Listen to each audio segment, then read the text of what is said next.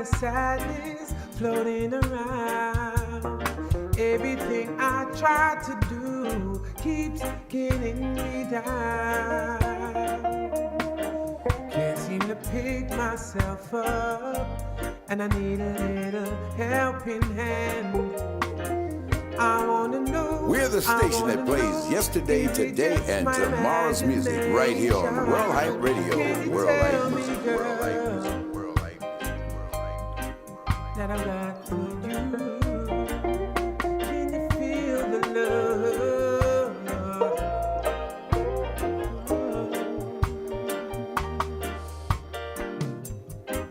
Who's gonna pick up the pieces?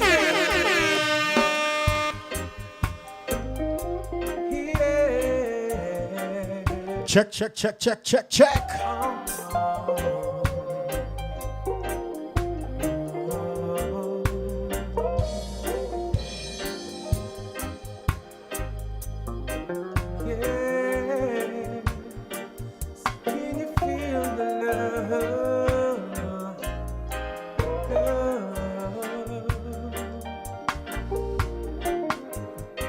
Seems to be a lot of sadness floating around. This is Reggae Hype Radio, the boy DJ Ceokat. We in the building, we live. I got special guests in the building. I'm gonna introduce the guest. Matter of fact, I'm gonna let the guest introduce himself in a few minutes. Just give me a second, right? And I need a little helping hand. I wanna know, is it just my imagination? Can you tell me, girl, that I got for you? Can you feel the love?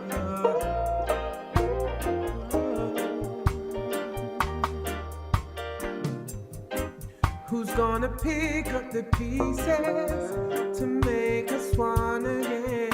Are you gonna come back, baby? Please tell me when. Everything is just hazy, and I can't see clear. I said it's hazy, and I can't see too clear. I know I made many promises, but I just didn't know. No, I said I didn't know how to care. Can you feel the love that I've got for you? Ooh, can you feel the love that I've got for you? Right now, we live on Instagram, we live on Facebook, we live on worldhyperadio.com, we live on reggaehype.com, we live on Beagle Live, we live on Instagram. Did I say Instagram already? I might have said it already, but I want to say big up to everybody. Welcome to the show. You understand? I got special guests in the building. Matter of fact, I'm going to make the artist introduce himself. So, artist, what go on? Greetings. It's an absolute pleasure. My name is Anthony Brightly. I'm the original member from Black Slate. The roots rock reggae band out of the UK started in 1972. And I'm here to share what I want now. Yeah, definitely. It's a pleasure to have you on Reggae Hype, you know what I mean? We've been in the game now for 18 years and still growing, you understand? And we like to talk to artists like yourself and, you know, artists that set the trend, you understand? You know, I got a bunch of questions for you, but before I go any further, I'm going to play 2 of your songs to start the show off, and then we go into the question, because I want the people to hear the music. You know what I mean? So they get an idea of who we have in the studio. All right? Wonderful. So let's go. This one is called Arman. Ishmael, Israel, midnight, Melanite.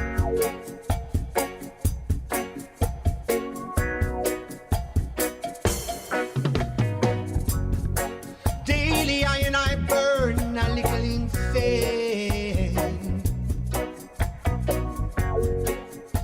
Frankincense and myrrh, yeah,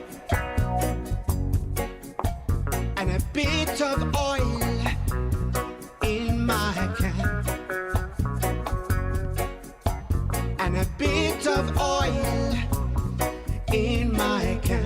for a deep meditation. Yeah. Amun, Amun, Amun, Amun. See no evil, hear no evil, speak no evil.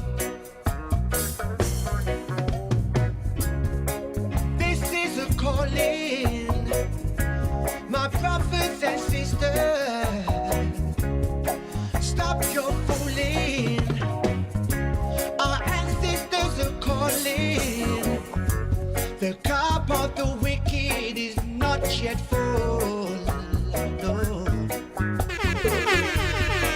So mind who you walk with and who you talk to. The cup of the wicked is not yet full. So mind who you walk with and who you talk to. See no evil, hear no evil, speak no evil. Oh, I see no evil, hear no evil, speak no evil. I like this. I like this. See no evil, hear no evil, speak no evil. See no evil, hear no evil, speak no evil.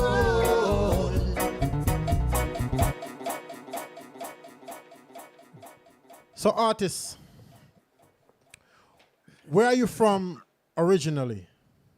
Okay, so I was born in the UK. My parents are from Jamaica. Father from a place called Mount Charles near Lovin's Tavern. And my mom from Mandeville. They came to England in the 50s and met up when I was born there.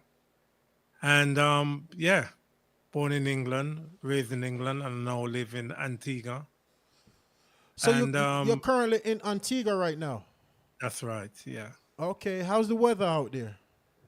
Well, can't complain. It's dark now, but it's, you know, it got already. Caribbean is Caribbean, you know. It's life and living. Yeah. Okay. So you got like recording studios and stuff like that out there in Antigua, right? Yeah, yeah. So I have my own recording setup here, and we have also in the UK as well. Okay, And so you're recording like do you have a company or a production company or something like that? okay, yeah. So we have quite a few. We have a few hats between us as a band. So Black Slate, the band, is a reggae band formed in 1972. We literally worked with every single reggae artist in the 70s and early 80s. So we talk about Give me from some name. Dennis. Give me some big names of some of I'm those going to artists. see them come now. So people like Dennis Brown, Okay. Heptones, Delroy Wilson, Johnny Clark, Leroy Smart, Nicky Thomas, you know, Leroy Sibbles, and we've performed with um, Jimmy Cliff, Peter Tosh. We tour with Peter Tosh, tour with the Wailers. So we were part of the first reggae industry in the UK. And then after working with the likes of people, Errol Dunkley, Owen Gray, literally the industry of Lot of Jamaican big music, names right there. You're naming. Ken Booth, Yeah. all of them. And then from there, after that, we then went independent and because we started young. So by the time we got to, by the time I was 16, I was then starting to make records. And that's when I made my first hit record, which was Sticksman, which was basically a record about Wagwan in England at the time with the youth them, like myself. Okay. And so it became a very popular record for more than one reason. One, because locally, man, I think is the first record the youth them locally is hearing people are singing about themselves. So people identified with what the song was about. But once it came out of London and went into Birmingham and all over England, the because we still had a lot of tension between black and white people, and in the song I mentioned black and white people, the rest of England saw it as a track that was united black and white children, young people, because by the time I was going to school with, in my class, you would have white boys and black boys in the class. So therefore, and we're playing the same football team. So whether your parents don't like black people or not, in school, you never had no choice because if we don't work together, we're not going to win no games. And Exactly. sports has always been important. So you learn to work together and realize that, hold on a minute, if you thump me, my motor goes swell. If I thump you, your motor, you know what I mean? So you realize that we're very much the same, but we just have different opportunities and our parents come from different places. And try and understand that when when and I say they want to call it an invasion, but when our parents or in your I mean our grandparents went to England, even in the States as well, they had the same issues. People saw them as a threat because we came powerful. We did things they couldn't do. So seeing us and the drive that we had to succeed, finish, start, do, it was, it was something that anyone who don't have no real substance for themselves would be frightened. So with that now, after that, we had success with that record, and then we started to tour Europe, and um, and then we had our second success with a track called Amigo, which was a worldwide success. Which with that record that took us all over the world. And with most places, we were the second reggae band to perform there, and the first would have been Bob Marley. So you find that we went around as one of the forerunners of the reggae roots rock reggae industry. So Bob Marley toured the world, we toured the world, and that's why we toured with people like Toots and the Maytals, Peter Tosh, um, Jimmy Cliff. We did big shows with those guys, and you're talking about when you just got thousands and thousands of people just couldn't get enough roots rock reggae music, couldn't get enough of it. Wow. Yeah, you've been yeah, you guys doing a lot, man. You know what I mean? As far as I should say some of the one of the trendsetters, you know what I mean, in the Absolutely. business, definitely, because you're going all the way back decades, and you mentioned some names, some big names, and some big work you guys have put in. You know what I mean? Yeah, And a foundation was created for reggae music during that time. We literally went from city to city, town to town, and played that music. And the power of the music was, it just broke down barriers. It broke down barriers. Um, and as a band, because we have seen what happened to other bands around us, it was important for us to have and be part of the industry. So therefore, fame is one thing, or getting on top of the ladder is one thing, but staying there is even harder. And if you can't stay up there, you're gonna have to still learn how to eat food or go back to work. And we decided to be in the business. So Chris Hansen, who's the lead guitarist, he opened a dub cutting studio called Music House. And most people in Europe will have a dub plate with the sticker Music House on it, because from cutting dubs, he went on to mastering and then processing. We have our own record plant, so we press our own records as well. So we've made sure that the industry is still within what we do. And then I went on to managing artists and having my own record label independently of the group. So and I managed Stone Love for 31 years. oh, So I you managed Stone Love for 31 years. So you talking about the real Stone 31 Love, Reaper and Worry and them. Yeah, yeah. So So So Father, Weepo and Rory I want to met me yeah, go ahead. in '87. So that's why I said to you, when you reach New America was when I was in Jamaica meeting up with Rory and Weepo on Cancer. So And let I me said to them, let I'm me going to make them the biggest sound in the world. then let me ask you. So where does Stone Love stand now? I mean, are you still involved with Stone Love now or no? Well, no, we're like family. To say I'm not involved in them, I would be lying. But on the day-to-day runnings, like what I used to do before, no. So Oh, the youth, them, so right, Rory, I still work with closely. Weepo, I work with. But we're, as elders now, it's really, things have changed and changed a lot. So, right up to Crosby was under my regime. And then after that, things started to change. And as you know, with youths, they have, when big man attack, sometimes them feel say you're trying to hold them down or whatever goes through them head, you know what you can just get. And, sometimes people want to think because someone's been around a long time, it gives them the liberty to can call them name. But you see somebody like Weepo, for what he's done for reggae music. When Stone Love went to the Montrose Jazz Festival in Switzerland, no other reggae sound system in the world, not even Rodigan, has blessed that stage. Nevertheless, reggae musicians.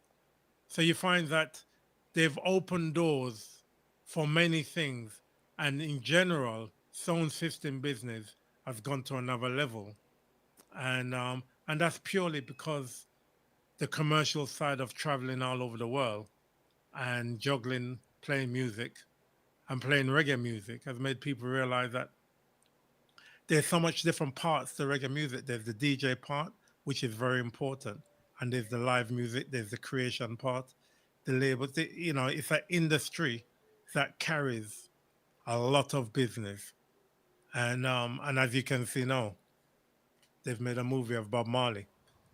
That's how big the business is. yeah, definitely the business is really big. Yeah, you know what, man? I want to ask you this question because the simple fact that you said you guys are still brothers and you're still in contact, not really like you used to be. Where does Stone Love stand right now? Like as far as because I know from the grapevine I heard Ori's not a part of Stone Love anymore. Right. Let me tell you straight up how it go, right?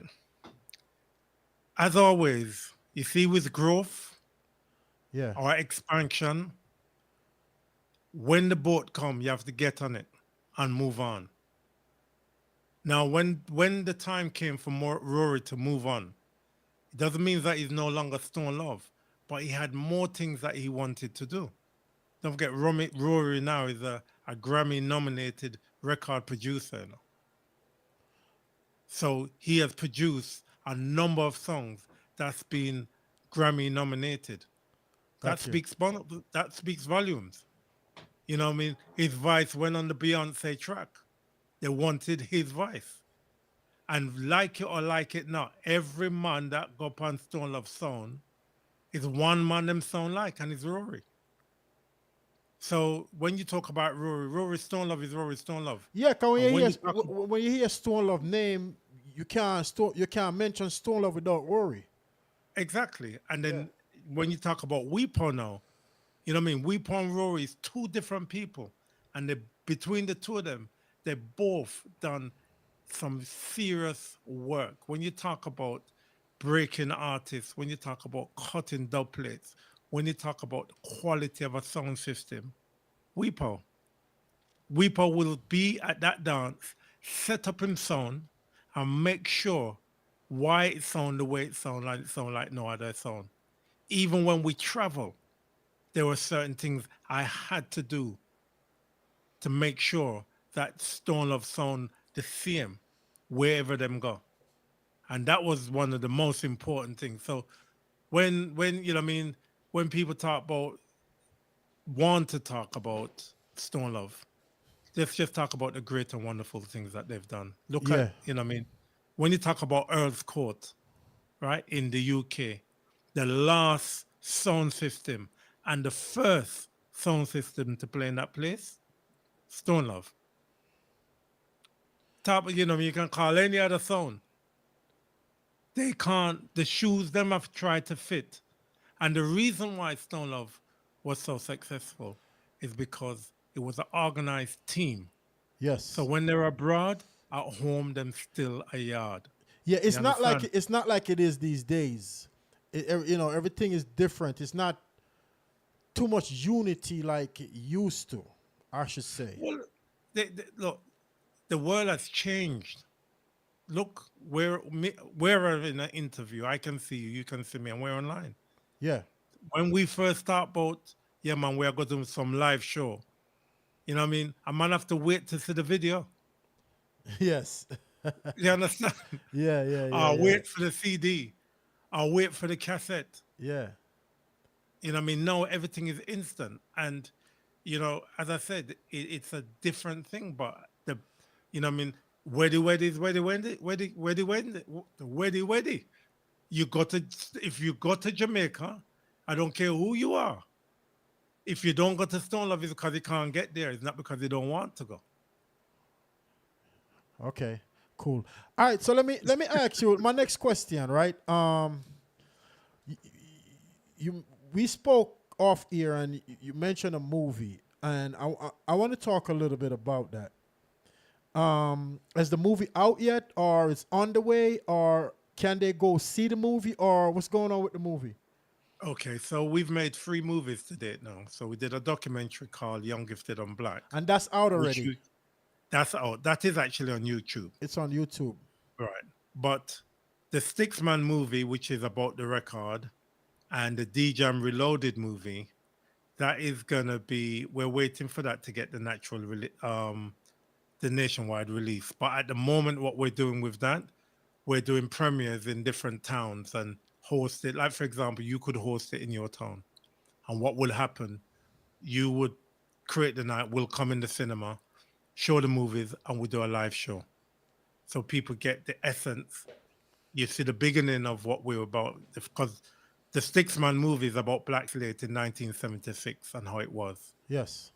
and then D-Jam Reloaded is basically about the DJ business and life. Okay. So any man who's a DJ knows, say, yeah, man, you're a DJ. Then the next thing you know, your wife or your partner pregnant, but you still want DJ. You still want to do things. And that's basically the story of this young man who's a DJ stroke producer, and he wants to go to the D-Jam Festival in Antigua, where all the big sounds them is. And and it gives him a sense of hope, because as a DJ, there's always that place that you want to get to. Any DJ, I don't care who you are, there's always a height you are playing towards, whether you're DJing to people, whether you're on the radio, there's that thing you believe you can do. Because we believe in ourselves, because me, the DJ first. So Yeah. you believe in yourself and you believe you can do something. And it's Yeah. not until you get in front of those people, you will know whether you can do what you're dreaming about doing or not. Yes.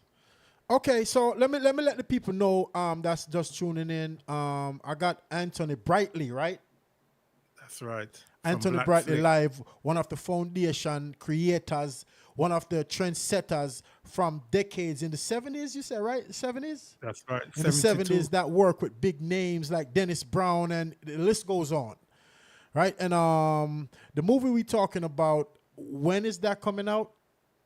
So at the moment, we're still doing premieres in different towns.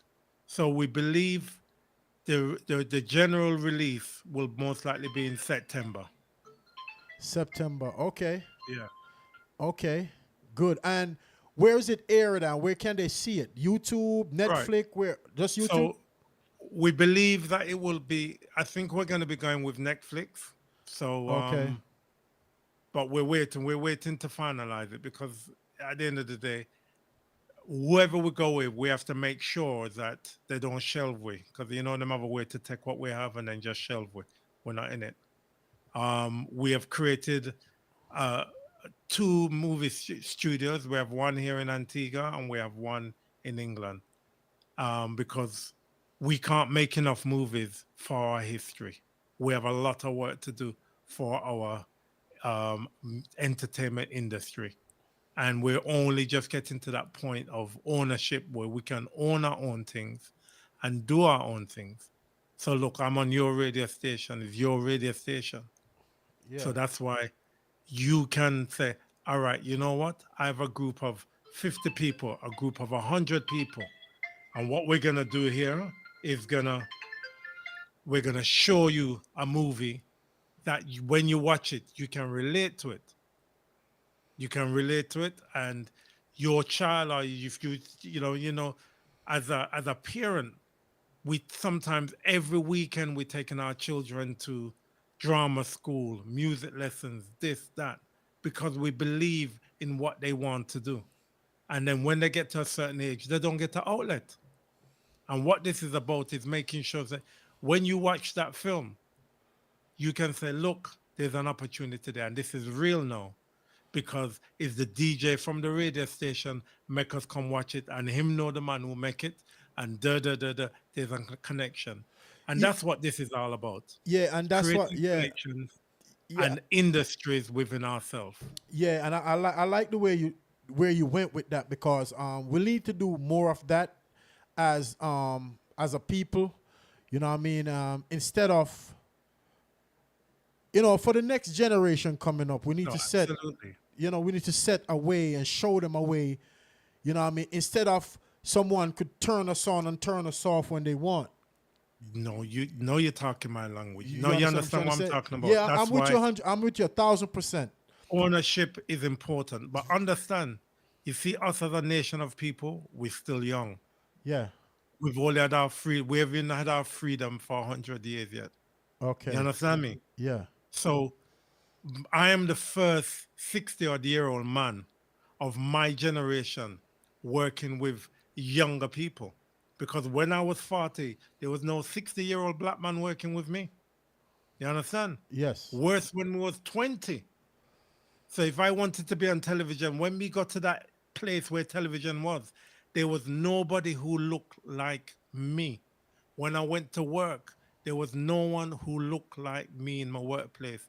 When I went on stage, if there was 1,000 people there, 999 of them was white. Yeah. So we were always tap dancing for these people. Yeah. You understand? Yeah. Now they paid us, so fine. We've done something good with our music. And why you Or with think? our money. Let me ask you this: why you think that is, though? You know what I mean? I have my own output on why I think that is, but I'm asking you why you think it's like that. Why it was like that and why we're like how we are now? Yes, because you said if you have Okay. 10 people there, 8 of them is white and 2 is black. So Right. So what's your definition of the reason why it was like that? okay. So the educators of this world don't look like me and you. And the people who were educated by people who look like me and you were seeking to be educated by people who don't look like me and you. Now, what happens is validation. When people want to be validated, they don't believe I can validate you. They need to be validated by this person who gives them a certificate or a degree or something like that. Now, don't get me wrong. I'm not saying you can't have a degree, you can't have a doctorate. I'm not saying that. But what you need to understand is you get those paperwork because you can do it, not because them say you've done it. We are the original educators, and we are just recognizing who we are as a people. Yes, It's but taken a long time. yeah, but we have issues amongst self, though. My opinion. Yeah, but and listen. we are our own downfall. I'm gonna No, put it in I like that. totally do not agree with you. You don't? All right, go ahead and explain. Right. Um, we live in a place that is controlled. Yeah. We live in controlled environment. You're Right. in your space, I'm in my space. Right. Once we come out of our space, we're in a controlled environment. Right. So when you start from DESA, right, and you know, and I'm just gonna shift a little bit. In 1976 to 81, in England, there was a thing called lovers rock music. Yes. You see that lovers rock music? You wasn't hearing anyone talk about kill, shoot, and this and that, whatnot, blah blah blah blah blah. No rude boy, bad man, nothing. And a load of babies was made. Right? The growth of what, because our music is that powerful. Now, don't forget when you look at America and you go back 10 years, when you think about the Philadelphia Mountain, the love songs them people was singing, the black industry was just growing like mile a minute. And then once the 70s come and we start to get militant and say, right, it's time, we know ourselves now. You know what I mean? You got people like Marvin Gaye singing, what's going on now? What's going on? Where this coming from? And what has happened? Infiltration has come into, you know what I mean, in your yard. You know what I mean? We have issues in our yard, but at the end of the day, you know what I mean, our life and what, you know what I mean, when we think of our parents and our grandparents, what they would give us licks for. Because my father used to beat me, but he beat me for doing things wrong. Yeah, But me he never too. tell me someone was gonna kill me. Me too. Most black families go through that, which Right. I think is missing these days because these days kids they are really really cut from a different cloth. I don't know Hold if on. it's the food. I don't know what it is, but Well, you, it's you crazy. see what you're saying? The food and the fact that when somebody takes away, you know, when a child goes to school every day and they say, listen, if your parents touch you, just come and tell us and you can leave. Exactly. No. Well, then let me hold up. I don't agree with the abuse because you know some parents actually abuse. I don't agree with that. You know, I agree with Listen, discipline. we don't need to talk about abuse. Yeah, no. Abuse is abuse. Abuse is Abuse abuse. is when somebody mad and doing things they're not supposed Yeah, to do. I wanted to say that on air because we have a lot of listeners and some listeners we hear that and take it the wrong way. Right. We are No, no, saying no. we Listen. don't condone abuse. We're not saying condoning discipline. no abuse Yeah. at all. You know, abuse of whether any form of abuse, Yes. anything over the top, we're not talking about that. But you see, discipline, right and wrong. All right. We just talk about the 10 Commandments then. Leave it there, so. Yes. All right. So from that standpoint, you know what I mean? Why the killing thing became, you know what I mean? Like in England, we wasn't killing. The next thing we know, where the God them a come from? Yeah. And that's the problem we had. You know, we heard about guns in America, but in England, you never hear about gun in England. And then all of a sudden, you're getting young kids with guns in their hands. Yeah. And we don't make them. We don't manufacture them.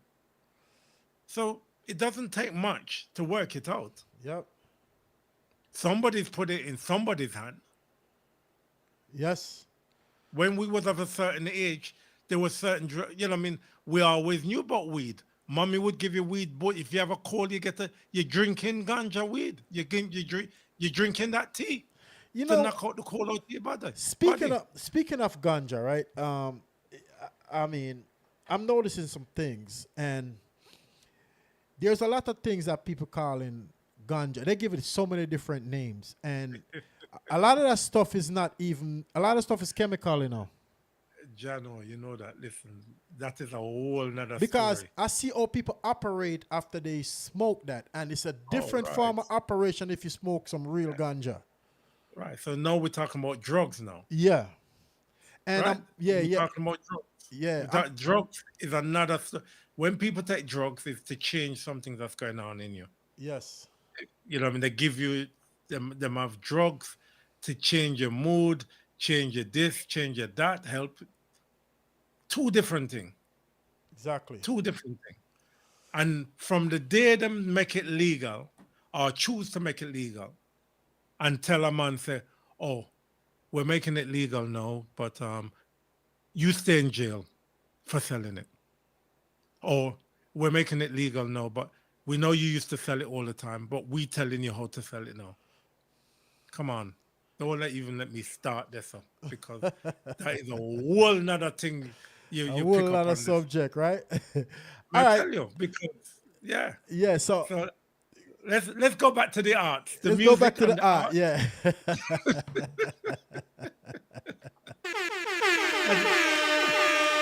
And I tell you, and this is the beauty of who we are and what we do. Yes. And let me tell every single person who's listening out there, we are the pinnacle of artistry. We are the beginning, and we are who we are. And my father used to say, "Boy, know yourself." I never understood when he used to say it. Sometimes he used to clap me in the head and say, "Boy, know yourself." But may understand it now. You understand it. You understand it And now. and in the music right now, as we know, music is so powerful, and we know what music can do. And we've seen how music has changed, how fashions have changed. Yes. But one thing we do know is that as much as there's many changes, so many things are still the same. So miniskirts was miniskirts a long time ago. In the 60s, they had miniskirts. So it's not just no people are wear short dress. It's not just no woman are wear trousers. It's not just no things are the way it is. But what is happening is that there's a management going on around us. And the beautiful thing is that we have radio stations like this now. And you, without even realizing, have a responsibility for who is listening to you. Because before, we never had no radio stations to listen to. We used to listen to people that don't sound like us, don't play the music that we're interested in. Right. And Right. when they realized that we had it privately, that used to keep us very close together. So because they wasn't playing our music on the radio, we had blues dance, we had nightclubs, we owned nightclubs. We had our own business. We made money. We had an industry. Yes. We had our own industry. I owned a nightclub. We had a grocery shop. We had a hairdresser. It was our business. Yeah. So all our money was keeping in our business. Now they've made our music so public. Well, everybody eats in McDonald's now. Yeah, yeah, because I remember coming up like when I in the younger days in the islands, when I never see no McDonald's. You may see Kentucky fried chicken, fried chicken, but we never see no That's right. McDonald's and Burger King and them something there. No. And what it is, there wasn't a thing called fast food. Yeah. Why you think they call it The fast food? Well, because the way it makes is made up, the way it's produced, and the way it goes into our bodies, it has a total different reaction to real food. So understand, I mean, look around you, the writings on the wall. What you think is just, look, you go to Africa. It's only now you see little obesity going on down there, but before everybody lean. In the early days of Jamaica, and me can talk, me not talk about it through me I chat, me I talk about it because me was there. Yes. Man lean. The only man them who used to have a big belly, they even make a record about big belly man. Because it was man who had extra money, drive a big car, and stop exercise and never have to walk up and down. So any man with a big belly is because he wasn't exercising and he could abuse money. But the reality, no, we are naturally a lean, good-looking set of people. Yeah. I mean, now, if you're big, you're ugly. I'm not saying that, but understand what I'm saying. You have some woman when them say, "I don't even know what happened. I've just bloated up, and I'm eating properly. I'm doing this properly." So there's a lot of things going on around us, and we have to control and be in control of our own narrative, our own surroundings. So We have to grow our own food. We have to feed our own people. We have to educate our own people. And the more radio stations like yourself, who's talking to elders like me, who can say, well, I've seen the last 60 years. I know what it was like 40 years ago. Yeah. I know what it was like. I know what it's like 50 years ago. I can remember. Yeah. Have you ever rubbed shoulders with any of the Marleys? The only Marley I ever rubbed shoulders with was Bob Marley. And I Okay, did so that you when I met was him and 12. everything. Yeah, yeah, Yeah. Okay. yeah. Okay. Outside, well, it's Bob Marley changed my life, to be honest. Mm. You want? Can It you want to made speak on me, that a little bit? well, when growing up in the UK and you look around So what was hold on. going on, For the record, you was born in the UK, right? born in the UK, But you have Jamaican background. parents are Jamaican, yeah, Okay, parents are Jamaican. Okay, I just wanted the fans to know that because there's a lot of yeah. people tuned in right now and they actually listening. So, you know, I just wanted Oh, to lovely. clarify that. Yeah, man, clarity is good. Yeah. Yeah, no, I was born in England and my parents were from Jamaica. Okay. And they came to England to spend 5 years to make some money and go back.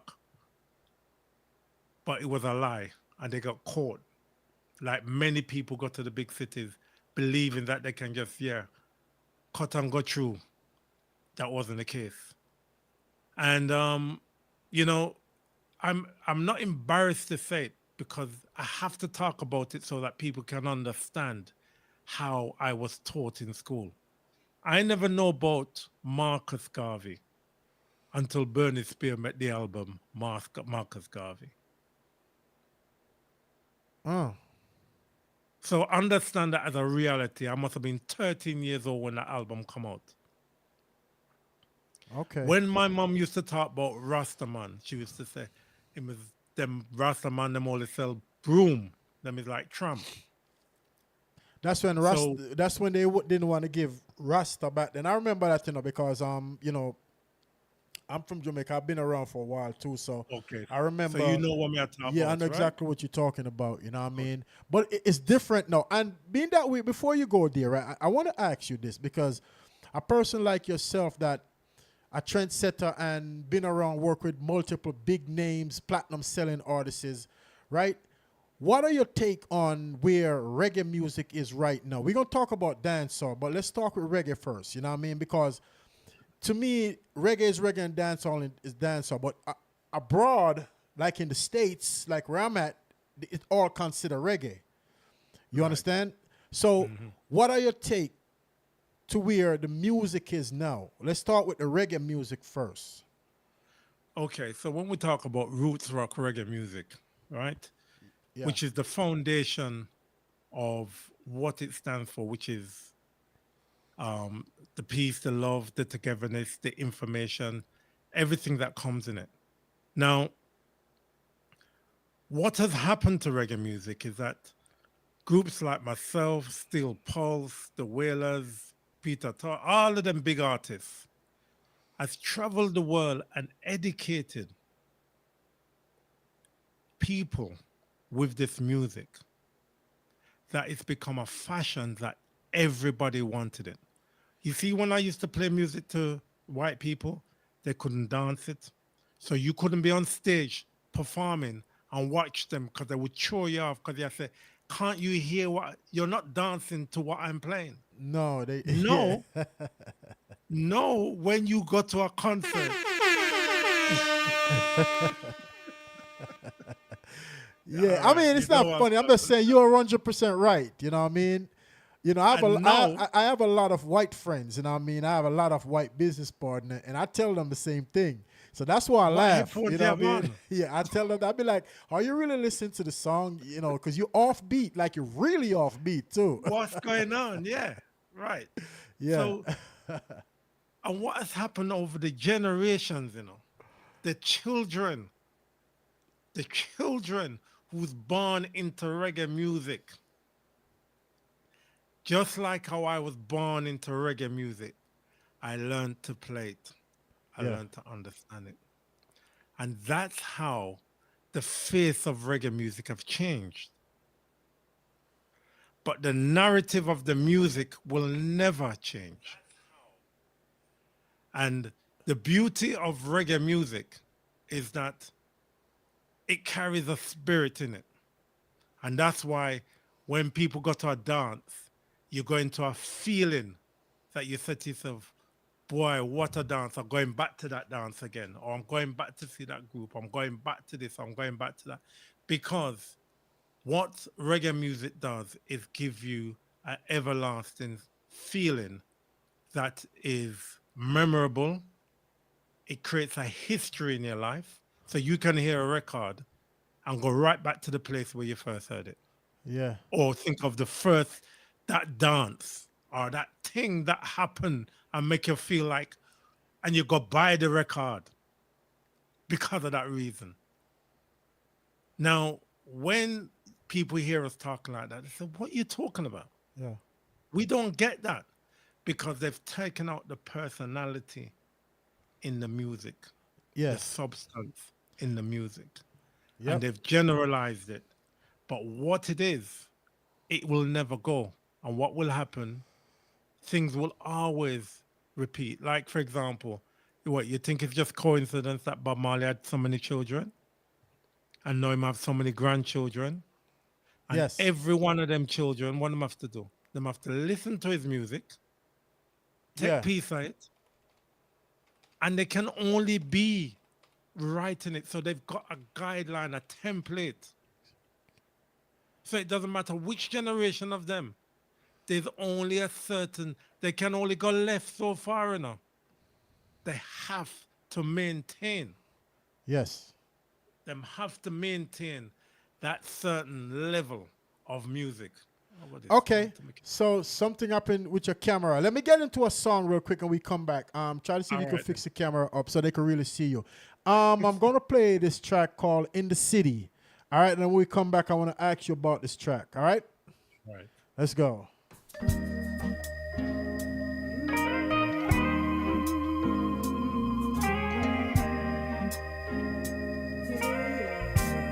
Anthony Brightly, let's go. Brother. Why you get me in all different directions this time, my brother?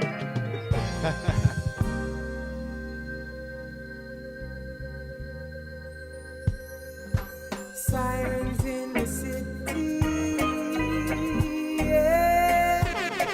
Sirens sounding so alarming.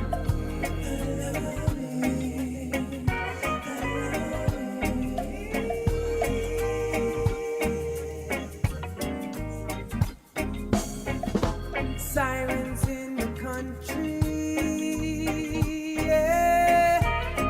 Sirens day and night, sending out a warning.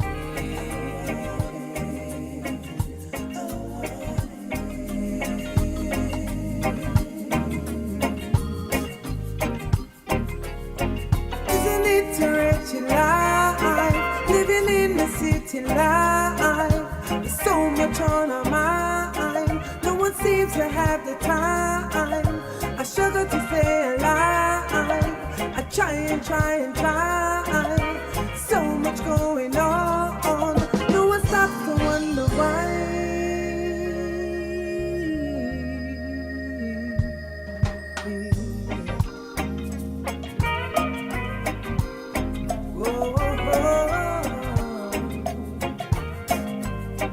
Hi, this is Amari, my favorite radio station, where I How agree. can I cry?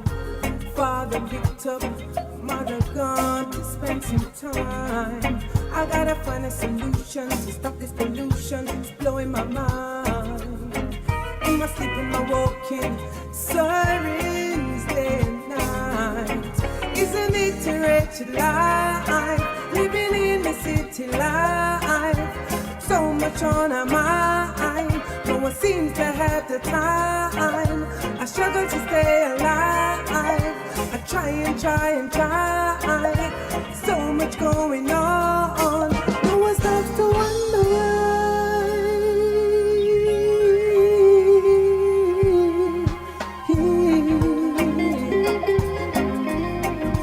That's what the city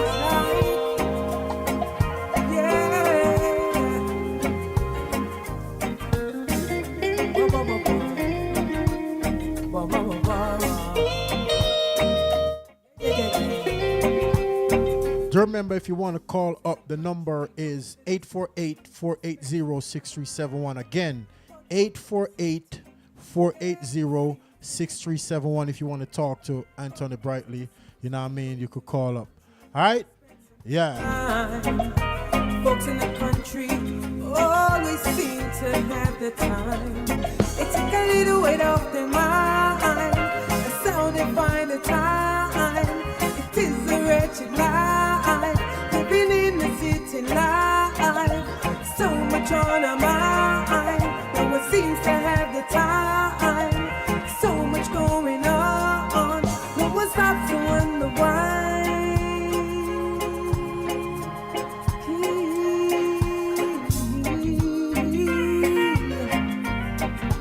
It's what the city's like. Alright. It's just the city life.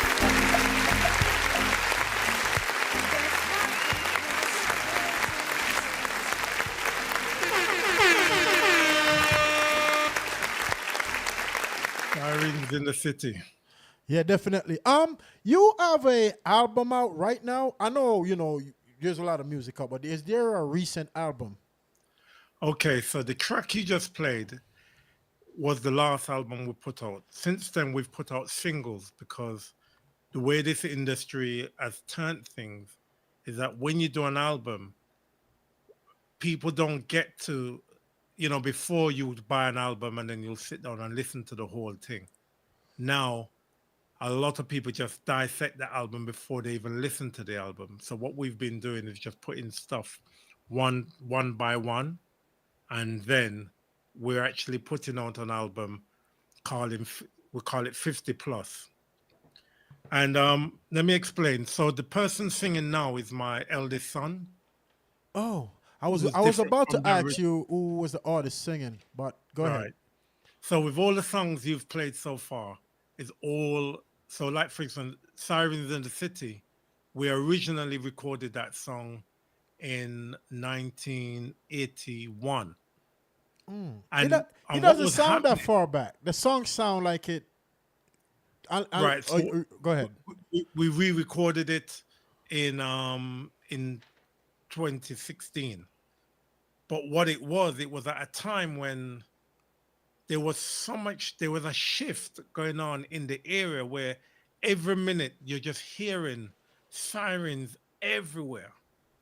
And it's just like it was so apparent that I had to write a song about it because it was just like something's not right. There's a change, you know what I mean? Literally. And anyone who lives in a first world country with a town and a city in it, all you hear is sirens all the time, and it's coming like it's almost there to shift wherever you, because every time you hear a siren, it's an alert of Yeah. some kind that makes you have to wonder what's going on now. What's Yep. going? It's like it's created a worry. Yeah. But yeah. So Gavin Creer is my eldest son, and when I decided to go back on the road, I had some other man singing, and him just asked me simple and just said, "Why you have them man to sing for you?" And I said, "Well, they're the best of the bunch." And him said, "Well, me can do better than that." I said, "Well, you got to audition." And the beautiful thing about it is like 2 years before that, I saw Earth, Wind and Fire, Philip Bailey and his son on stage. And I said, boy, how beautiful is that to have two generations on one stage? And, I'm living that dream now. So he's, the first song he sang is a song I wrote about a mother. And the way the man sing the song is like, he must sing it for him, girl. Can you feel the love? So he's managed to really interpret the songs like they're his own. And no man could turn and say, he doesn't do the original any justice. So what he's asked me to do is re-vocal and record most of the main tracks of our past. Got you. So we can identify them and say, these are my tracks now. So when you hear me, I sing it. And me, I sing it. Yes. Hear the record and hear me live. And you don't have to say, or I like the other version because he's executing them on such a high level that sometimes you have to wonder, wow. All you can just say is wow. Are there any books, like have you written any books, or anyone in your camp written any books? Right. So we've written a book called In the Beginning, and it represents growing up from when we can remember as children up to becoming that first teenager of owning your own business or doing something yourself. So it's 60 short stories of different things that's happened to bring us to where we are today. Okay, so my next question is, that book available for anyone to go Yep, get it if they want it? yep. Can you give them It's that on information? Amazon. It's on Amazon. That's the easiest way to find it. Called In the Beginning, written by Bernie Brightly. Um, yeah, easy to find. Okay, so my next question, right? Because big shout out to Natty. Big up every time. Big up Natty.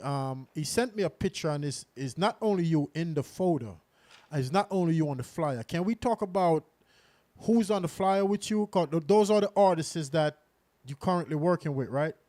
Right. So let me explain. So Yeah. on the flyer that we've got you got the three original members of Black Slate, which is Desmond Mahoney, the drummer, Chris Hansen, the guitarist, and myself. So we're the three original members from 1972.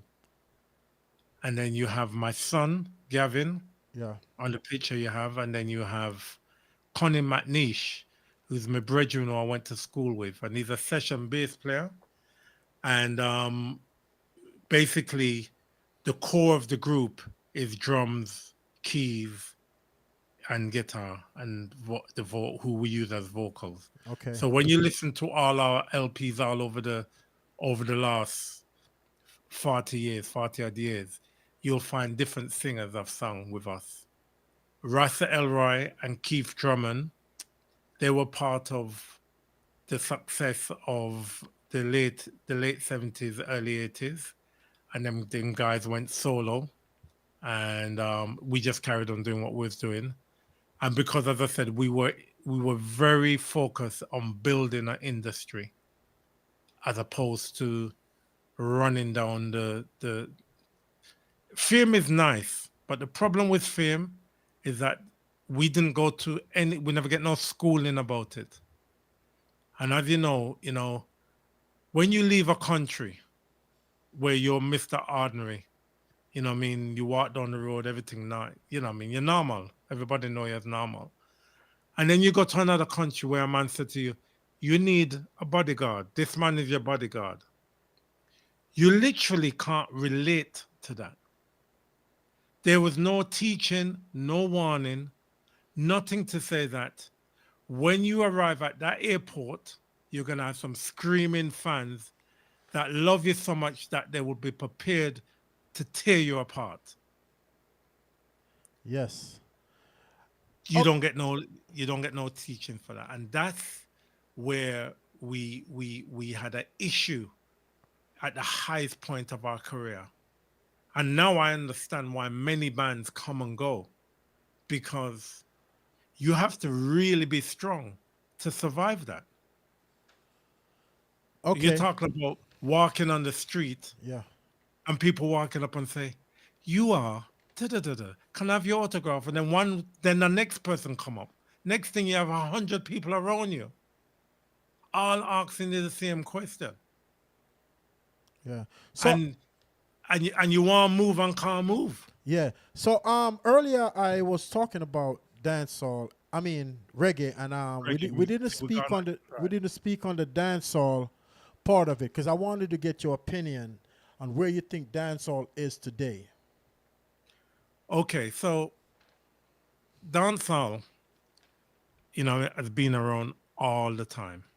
From Uri, when Uri came out, I remember when he came out, Big Youth, Uri, them man, Dennis Al Capone, there was always that other type of music. You always had a mic man in your on your sound system, because that was a role that was played in our music and still to this day. Now, and those guys went on to make records. Now, dancehall is normally one of the music that is like a social commentary record. It tell you what go on. It's always been like that. And with the influence of America, call it hip hop, with that influence, it's widened the scope and they've taken away the discipline in the music. So a man feels that it's okay to chat anything on a record. Whereas there was rules before. Yeah, in the dance hall itself, there were the man, you know what I mean, X-rated, talk about whatever you want to talk about. But on a record, there was limitations because that record normally would be played in the house or whatever the case is, so you don't know who's listening. Now, the, they have taken away the parameters of dancehall music. So you have from one extreme to another. But we can't do without dancehall. Yeah. Dancehall is a culture. It is, definitely. So if anyone wants to and say, boy, that you know what I mean? No. That music is as an elder myself, sometimes when we listen to the lyrics, I say, I don't even know what the man I say. And then you hear a little youth, I repeat everything the man I say and can tell you what he's saying.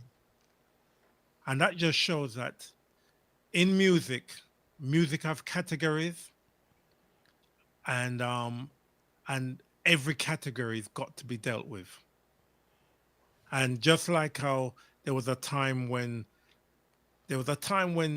with in Stone Love we said, right, we're now playing no more slackness because it had gone to that extreme. You know, Red Dragon lose the gate in the mouth. You know, it got really bad. And I use him as an example, but he wasn't the only one. And we stopped. And then Sizzler came up. And Sizzler's singing became the new dance hall. Yeah. And then from off the back of that. So hold up. So you consider Sizzler as a dancehall artist or both? Well, you see, Sizzler boss as a dancehall artist. May I tell you, like it or like it not. Yeah. And what he did was crossover between, we call it Sing J. So I sing and a DJ at the same time. And over the years, artists, you know what I mean, Yellowman used to do it, used to sing and DJ. A lot of them sing and DJ. So Sing J has been around a long time. Yeah, I know. I know that. I just wanted to know. So yeah, go ahead. So, but what has happened with Sizzler, he took it to another level, and literally created a style and a pattern to say, well, this a Sizzler. When you hear it, a Sizzler that. Yeah. No woman, you know what I mean? Yeah. It just became, and then a lot of artists come off of the back of that, and it's taken us to where we are with what we call dancehall now. To the point that you don't even hear a reggae foundation or a reggae baseline as how we know it. All right. But dancehall has changed many times. It's changed. It's changed. But and it'll change again. Yeah, I'm gonna ask you something, right? Because I was online. That was yesterday or maybe the day before, and I seen Shaggy, right? And he made a statement that dancehall is done. Mean dancehall is over with. And what's your take on that? All right, so I heard about that. You heard about it? Yeah. So you're the second person to mention that to me today. You see, I'm not gonna diss Shaggy because I remember when Shaggy came with the first tune on Boss Up the Place, or Carolina. And it was different. And it was dancehall. And Shabba Ranks was there. And a load of them was there doing their thing. And a lot of them have survived till now. And what dancehall is doing is different and it is definitely far-fetched, Yes, right? I agree. Right? So I'm not going to turn around and say it wrong or right because I remember when I started to play lovers rock and then man used to say, what kind of music that? Yeah. Right? Yes. I remember going to Jamaica with my music, the same record that would sell a much million all over the world. And King Tubby's turn around and say, you see, on Englishman on a can't play reggae music. Come out of my studio. The only thing you must do is buy dub plate. Scientists go sell this Englishman some dub plate. We got to Channel One studio, then run me out of the studio same way. Same Sugar Miner and was right there. And when me record the tunes, Sugar Miner said, you man, your music sound good enough. 5 years later, where's Sugar Miner? In England singing Lovers Rock. Freddie McGregor, Gregory Isaac, the whole lot of them. So I'm saying that to say that when something is different and it has changed and you're set in your ways, and especially if you're successful at it. So you see, at the time, King Tubby's was the man. Yeah. You had Upsetter, which was Lee Scratch Perry. But when them have clash, King Tubby's was King Tubby's, Yabba You, them man. So times change. Yeah, definitely. So I'm not going to be the one to turn around and say that man who's sitting down creating that thing in his room and say him no have the right, because something has given him that inspiration to do that. Definitely. And that's the thing about music, where we make it for people to love and understand. But when you're off the grid, and you know, I know what it's like to make a record and nobody play it. Yeah. You know what it's like. Yeah, yeah. You know why? I'm gonna piggyback off of that part that the statement you just make. You're right, because I'm an artist I'm also an artist, and I've been trying. You know what I mean? Been doing music. You know what I mean? I've been putting music up, but there's a lot of politics in music. You know, and I do have some fans. I'm gonna tell you what happened yesterday. So I went to the supermarket. It was me and my daughter, and not the super. I went to the car wash actually, and I was at the car wash, and I'm washing the car, and a van pull up, right? Mm-hmm. And my daughter was like, it was my son. It was my son with me. It wasn't my daughter. The van pull up, and a little girl came up the van. He was like, "Oh, DJ Ceokat." It's a little white girl too. Should be about 9 years old. So I was looking at her about how she know me, and then she was like, "We subscribed to their YouTube and they started singing the song." That's right. That was such a great feeling. That's right. Because that never really happened to me before. Right. You understand? I was like, wow. Yeah. You know, that was just a great feeling. You know what I mean? So and that's what we work for as an artist or as a musician. You know, once I've finished that recording in my room or in the studio and it's released, I don't play it again. The only time I want to hear it is if I'm performing it on stage or if somebody else is playing it, because it gives me such joy. You see, you play my record, I sit down here and I enjoy it. I savor it. It wraps me up. I savor that joy because somebody's playing my record. So, all right. So what I want to do, I don't normally do this, right? With your approval. The song, and the reason why I pulled this up, because I wanted to bring this up because I knew I was talking to someone that very educated in the music business. I've worked with a lot of artists because I did my research too, you know what I mean? So I know who I'm talking to. So the reason why I didn't act as if I know, I wanted you to explain, you know what I mean, to the people that probably forget who you are, or you know, so you can refresh their memory. So that's why I let you actually showcase that. So the song that the little girl was singing yesterday, I want to play it. I don't know if you ever heard it before. Right? And I want you to give me we live on here, but I still want you to give me your very honest opinion on the song. Can I do that? Of course you can. All right, let's play the song. The name of the song is Power, and it's my single. That's my single right now. Let's go. That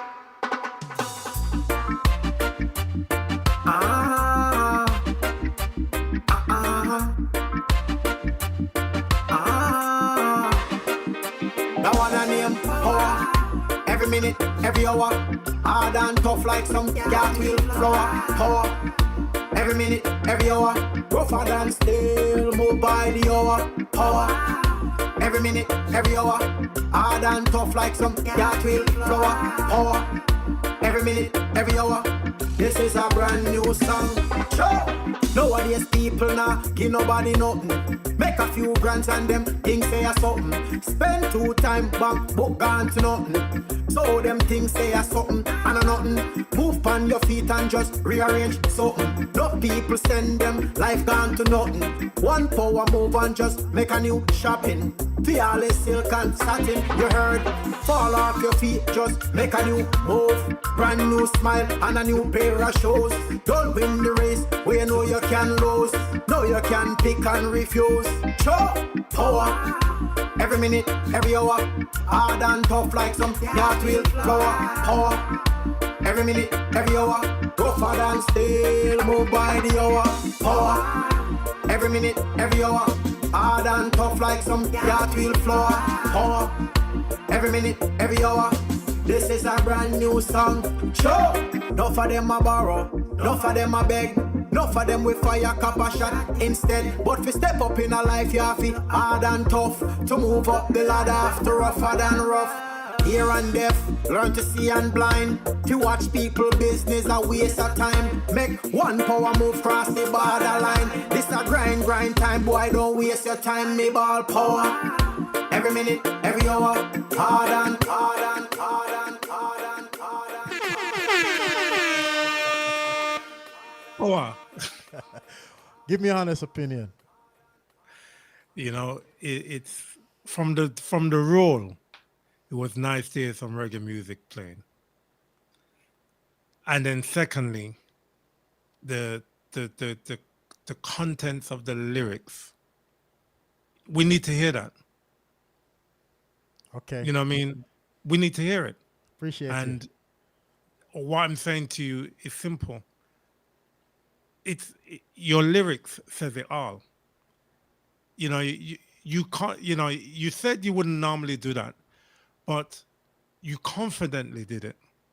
Because Yeah. in the space that menu is in right now, that is only an additional to Wagwan. You listen to you've listened to different records, and when you listen to Armun, you say, boy, I mean, like that. Because your song is an extension of that. Careful who you walk with, know who you talk with. The devil cup is not full yet. I'm still looking for people to devour. Exactly. So power.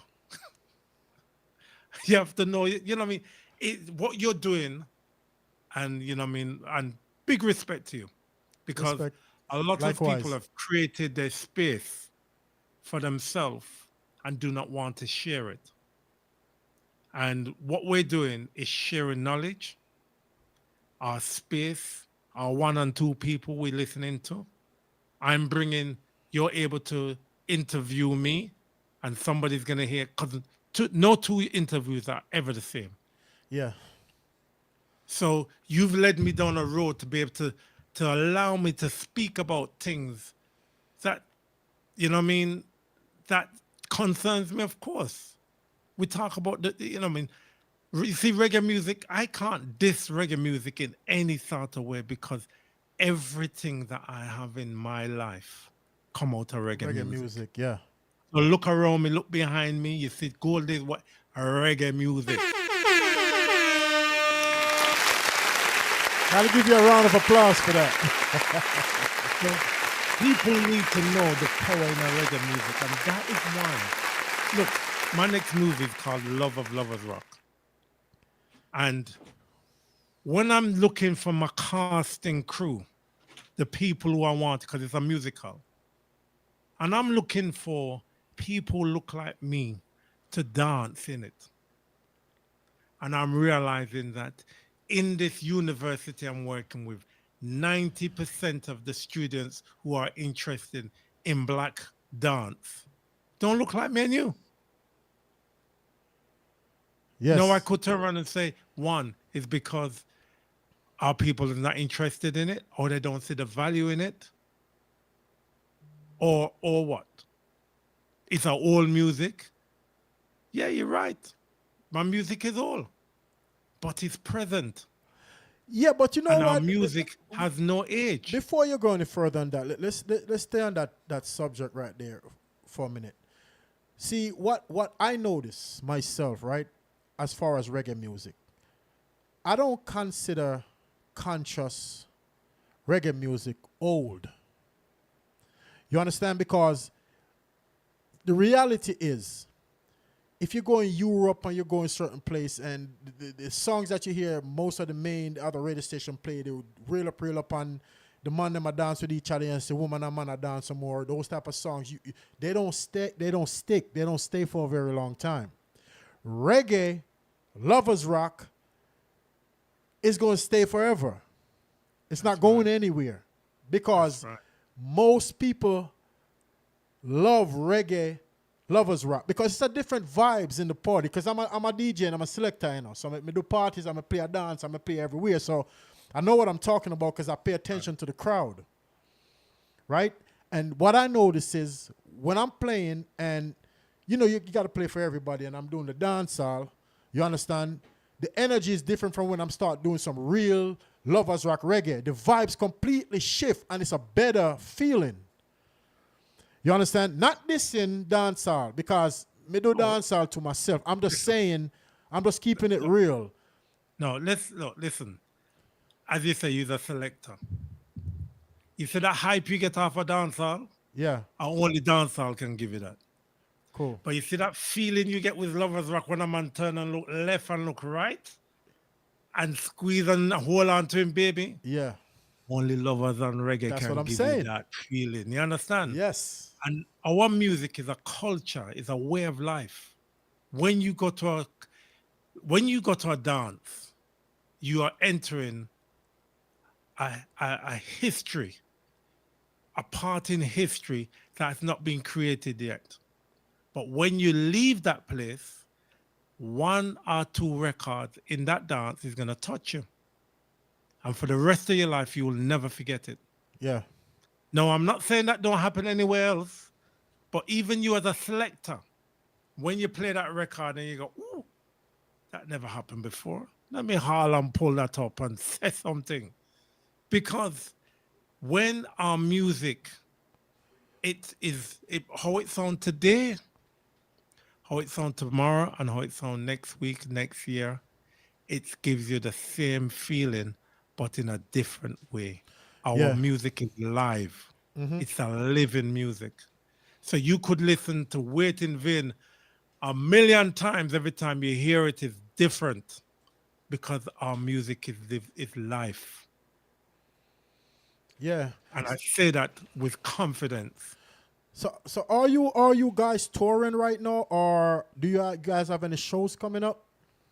Okay, yeah. So what we're doing now is touring the film and the music and the band at the same time. So we're going to be in London. No, we're going to be in Birmingham in the UK on Sunday, Okay. where we're going to show the film and then we'll do a live performance. And we're working. Well, King Natty is a young man who I've met recently, and this is something that I have to share. I've purposely gone ahead and saying I need to work with somebody who's not of my age group, but yet I want my music to be able to translate to both of us, so Copy that that. when he walks and talk, you know what I mean? I would have never met you in my circle. However you two meet, I would have not met you that way. How did we meet? Let's talk about that, because since I met Natty, you know what I mean, I think because I've been doing this show for 18 years, Right. right? And it's been a lot of ups and downs. Rest in peace to DJ Taurus. He just passed away. He was a big part of, you know what I mean. Actually, let me tell you. Prior to me doing this show, I was doing just playing up and coming artist music, and you know, because the reason why it does that is because when I'm coming up and still going through it as an artist, it was kind of hard to get DJs and selectors to play your music because there's a lot of politics in it. So we created this platform. So Right. what I did is turn the table a little. Well, a lot, I should say, because artists don't have a problem getting their music heard on this platform. Right. So that's basically what I did. Now, I say that to say this. The music business is not an easy business. So for some of you all out there that thinks that you just go into the studio and record a song and then you're just going to pop like that. You could be one of the hottest artists and still be sitting in your house and don't go anywhere if you don't know the right people. That's right. Right? I learned that. You know what I mean? So DJ Taurus, rest in peace to him. He passed, Taurus passed about a month and a half ago, right? Yeah. Right? And that was a close friend of mine. I don't know if you know DJ Taurus. The original DJ Taurus. You have Taurus Sound. You're the Taurus Sound, right? What, from Jamaica? Yeah. Yeah. The original Taurus. That's what I'm talking about. Okay. Yes. He passed away a month and a half ago. And rest in peace to him. So I know Taurus since the late 80s. Right? So, you know, but lately, the last couple of years, I'm going to say the last 10 years, we hung out a little more than, because I was a little youth coming up and they're a bigger man for me. You know, we used to go and be a cement when, you know, everybody hang out, having a drink and they'll play music. So I kind of came into loving doing music from going hanging around them. Right. Right? This show I started after Taurus passed away. Because we had a conversation about what I'm doing right now before he passed. So he kind of started talking to artists like, see, I met some good artists and good people through him too. People like George Prophet, Steve Tuller. I met a lot of good people through Taurus. From the station, because Taurus joined me and he was doing this program on the station. I'm the founder of this station here, right? And, you know, we dealt with a lot of different people. Some people come, some people go. Some people went and start their own thing and they branch off, which is fine. You know, it's all love. Well, that's the beauty of, yeah. What I'm saying is this show started because I had to do it because this is what Taurus wanted to do. And I was, you know, I'm a part of it because, you know, I was the engineer behind the whole thing. You know, I provide the station, I do the engineering, I do everything. I make sure you got the clarity, the clear videos, all of that stuff. So he was able to showcase, you know, the show.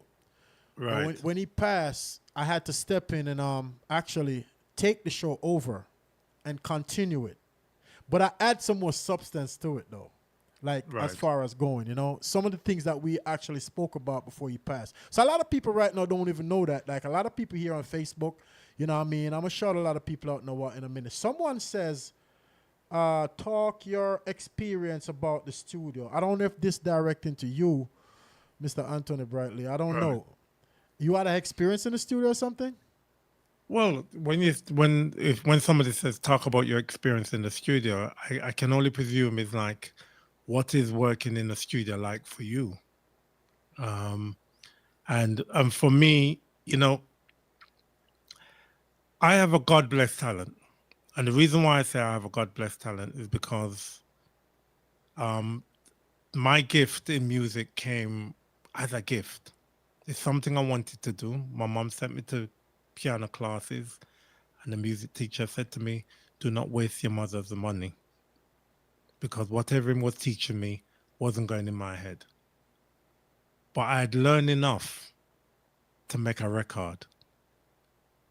And that's how it started. And then with playing and performing with many different artists, you learn how other people make records.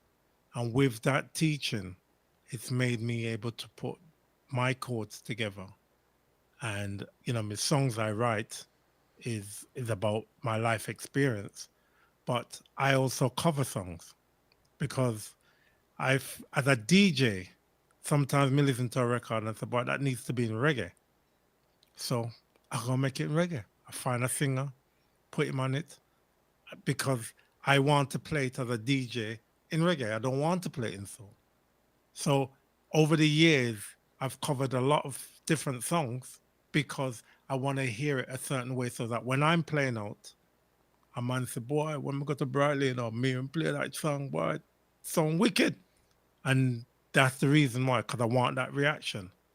And I think I was able to understand that talent enough to make records. And so when we talk about working in the studio, I think everybody's unique in their own way. I mean, some people will just use a bunch of session musicians. Even me, I'm a keyboard player. But if there's a certain type of keyboard I want and I can't play it, I will bring in a session music and say, play that for me because I want that song because I'm a producer as well. So to produce what you want, you have to put the pieces together. You've got it in your head how it's to finish, but you're starting off with a blank sheet. So you got to get all these people together to make it happen. So, and things have changed now with the studio business because a lot of people have studios in their bedroom. In their car too. And, huh? People actually have studios in their car.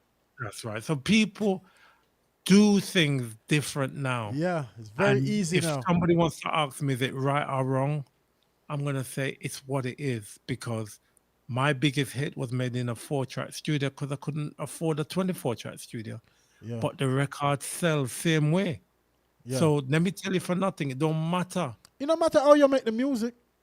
It's how it end up. Yeah, And when somebody's listening to it, however they're listening to it, they're going to hear it and they're either going to like it, I I don't like it, Yeah, or get to like it, or get not to like it. And that's it. definitely. You're right about that. So let me I want to play another one of your track real quick because we got actually 10 minutes. And for the record, this is my longest interview so far. No, see, I'm gonna explain why because the conversations needed, right? And the subjects we enter and touch on is very important. So it's needed. You know what I mean? So I know a lot of people that's tuned in at least got something from some part of the conversation. Absolutely. You know No, what I mean? absolutely. Because there's a lot of artists tune in, a lot of producers, and a lot of people that involved into music and probably needed to hear something. You know what I mean? Right. So I appreciate love the fact that we and shout out to Natty again because Natty make this happen. Hope I met him one day. Hope we meet one day too. Let me ask you: are you ever been into the United States? We are Natty on me. You? Yeah. I was there on the weekend. I was in Miami in the weekend. Oh, So okay, good. we've toured the states a few times. We literally drive from New York and go right across to Seattle and do shows all the way. So I've done that whole road trip through the states. I've done the East Coast. I've done the West Coast. We've done the Miami Reggae Festival, and basically what we're doing now is opening the door that to say we don't need no big stadium and we don't need to be on that big festival. It's nice to be on it, but right now for what we're offering, you can have a cinema with 100 seats and 50 people come to see the film and see us perform. Because I know the second time round it'll be 100 people and the third time round would be 200 people because it's an experience to listen to us perform. Yeah, It's years of music. I mean, our shows are full of conversation with the audience. So when you leave, it's like, what just happened there? Because you would have entered a time machine musically that takes you from the beginning and bring you right up to now. you only have one son? No. We have 7 children. Yeah, but all boys. No, we have 4 boys and 3 girls. So only one of them into music? No, all of them into me. All right, so there's all different aspects of me, right? Yeah. And between all of my children, them all play either one or two roles in it. Like my daughter now, she's a school teacher and she's a DJ. Okay. My other daughter, she's a promoter and she's a hotelier. Okay. One of them is a keep fit and a promoter, you know what I mean? Then I have my son who's a singer. My other son is a promoter. The other one is a producer. So they all do what they have to do to survive. They all play a part. Yeah, and what it is more than anything, like, because a lot of the times because I do events as well. So when we do it, and they all had to work in my nightclubs. So I used to have nightclubs as well. So what happened is them understand the whole A to Z of this musical industry, from the producing right down to keeping a dance, right down to running a festival, right down to wiring up a plug. Whatever it is that has to be done, they know it. So they are my backbone in all what I do. That's why I'm able to do this. Yeah. Because them do everything else for me. Okay, cool. That's what's up. Now let's talk about the song before I play it. Amigo. Okay. So Amigo is our biggest hit that we had. Sold over a few million copies and still being played to date. On average, Amigo is played maybe 20,000 times a month, if not more, still on Spotify. It's one of those records that represent love, friendship. You know, when it got in the charts in the UK, when the powers that be realized what the words was, they withdrew the record and stopped it from going any further in the charts, because there was a time in England where they did not allow gospel music or music that represents God So hold up. in the charts. So Amigo is a gospel song? It's a song. You see, if you was to categorize it, no, they would say it's a gospel song, because we are talking about Jah. Okay. Jah will never forgive. Jah will look after you. He's your chaperone.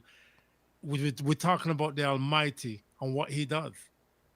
We take away fear in the song and make you believe that anything and everything is possible. Okay. All right. When they first heard it, they thought it was a gimmick.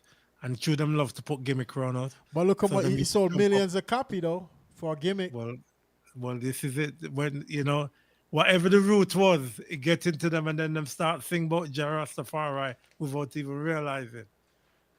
Okay. Let me showcase this song again. I'm pretty sure I heard it before, but let's go.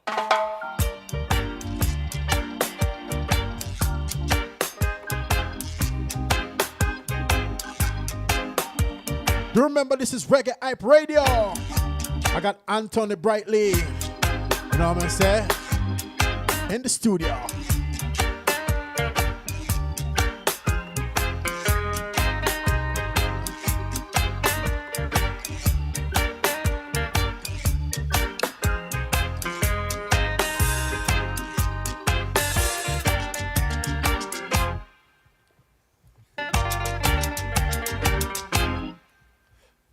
Amigo, amigo, amigo, amigo, amigo, amigo,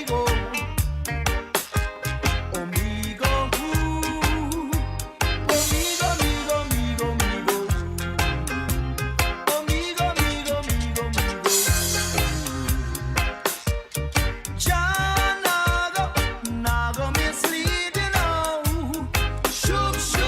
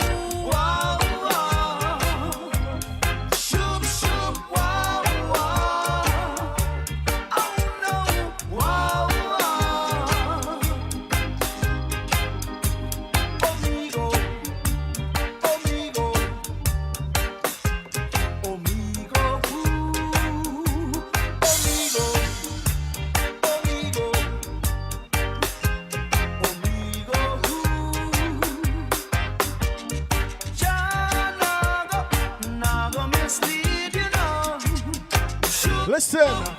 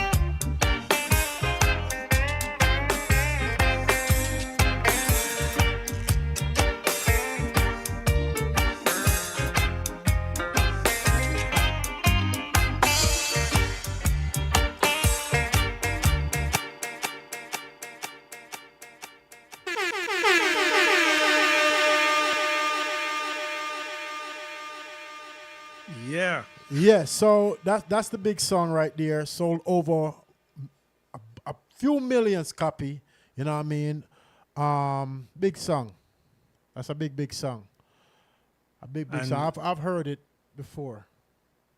yeah, and the thing about it, as I said, w- the they didn't realize what they were singing along. All they knew it gave them a really good feeling, and then when they realize, I mean, they, as I said, they couldn't have millions of people that don't look like us singing about Jah. Jah is going to be a chaperone. Jah is going to do this. You know what I mean? And for those who don't know, you would have realized that in the 70s, none of Bob Marley's records that had Janet was in the charts. Have you ever met Burning Spear? Or have you ever worked with Burning Spear? I meant to ask. Have you ever worked with Burning Spear? I've met him and I've been on the same show with him, but I've never been able to reason with him. Okay. He's a man I have a lot of time for. Um, he's one of those guys who whatever's written on his label is what he is, Yeah. and he's powered through reggae music. He's taken reggae music. He's gone to places where, as I said, he's done the traveling. He's gone into all of those places and given people that musical love that has made reggae music what it is today. You know what I Okay. mean? Reggae music is one of those genres that I would turn and say it's the biggest music in the world because everything else, yeah, as great as it is, but for consistency, for its existence, and for where it is today, and I represent 52 years of it. And Yeah. I feel as good as I felt when I first learned to play it to how I feel now. See, a person like you have the right to speak on a lot of things when it comes down to reggae music for the body of work that you put in. You know what I mean? And I hope a lot of people that was logged in at least get some knowledge from this interview. You know what I mean? We're coming down to the end of the interview. Only got like 2 minutes before we get out the building. So is there anything in specific that you want to say to the fans or the listeners right now before we go? Absolutely. You know, first of all, I got to big up Natty, King Natty, because he's made this possible with his just the way he works as a young man. And I want to encourage, it doesn't matter what age you are, but I want to encourage you. You see, when you believe in something, Yeah. do not take your eyes off of your goal. because not everybody sees what you see or understands. So if it's something that you love and you want to do, just finish it. Always remember to reach the finish line. Doesn't matter how much people is in the race with you. Just finish it, because you will not know what's going to go on at the end. All that thought for 1 second, and I want to add to that, and we have to watch out for the encouragers. You know what I mean by that? Absolutely. Yeah, That's the because song Amun. yeah, That's the song Amun. the surrounding, because a lot will say because they're afraid to do it, they will try to install a fear into you and tell you are, you know where I'm going with this. But that's for another interview. And understand, not everybody sees it the way you see it. Exactly. So, so your brethren could honestly be saying to you, I don't want you to go down that road because it's painful down there. And it's true. Yeah. But if you want to do it because of how you feel, what you don't want to be is that person say, I should have or could have, maybe, why didn't I? Just do it. Yes. We have one life to live. Live it, love it, and enjoy it. Exactly. Definitely.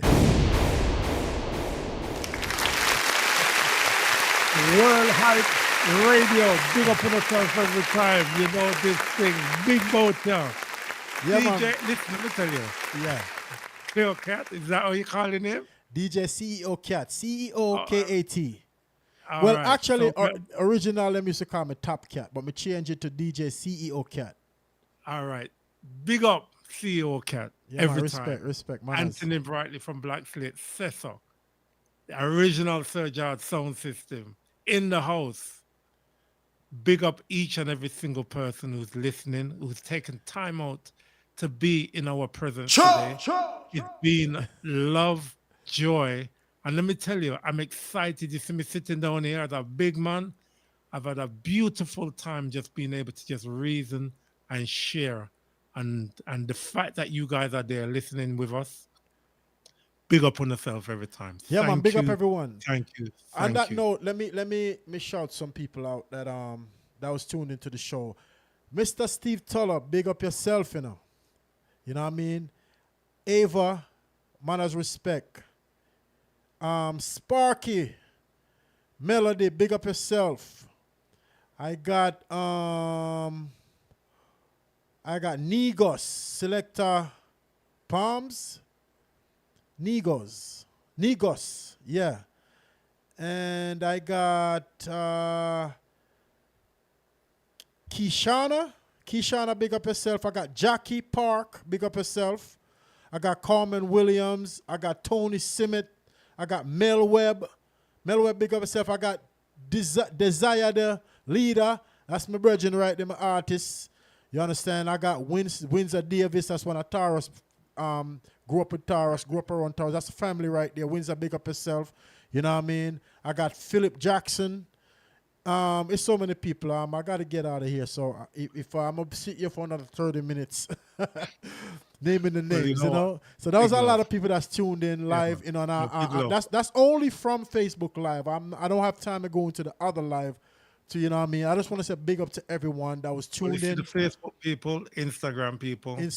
Big love. Yeah, man. Big up to Beagle Live. We got over 3,000 on Beagle Live right now. That's a long list right there. So big up to everybody on Beagle Live. I want to say big up to everybody that's live on TikTok with us right now. Everybody that's over there on, we call it the Mixcloud, because I got to acknowledge everyone. Mixcloud, everyone on Mixcloud, big up on yourself. Every one of them on Twitch TV, big up. Everyone that's live on YouTube Live right now, big up on yourself. All right? We out the building. Absolute pleasure. Big up yourself. Big up yourself, artist, big up man. yourself You every time. know. Let's go.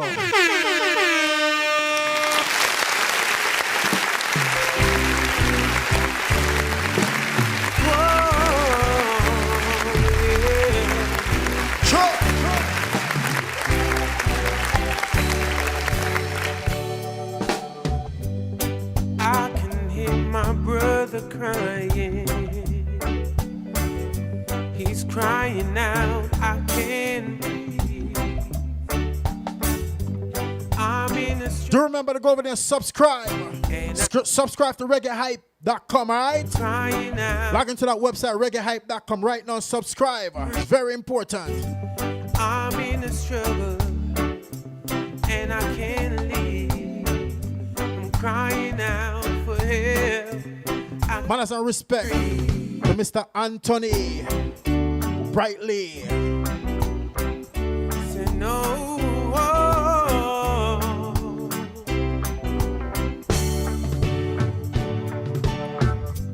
Violence by these racist police. They're killing us in the street.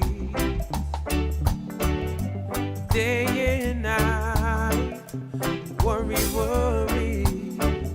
Cause we don't know, we really don't know if we're gonna make it home. We don't know if we're gonna make it home.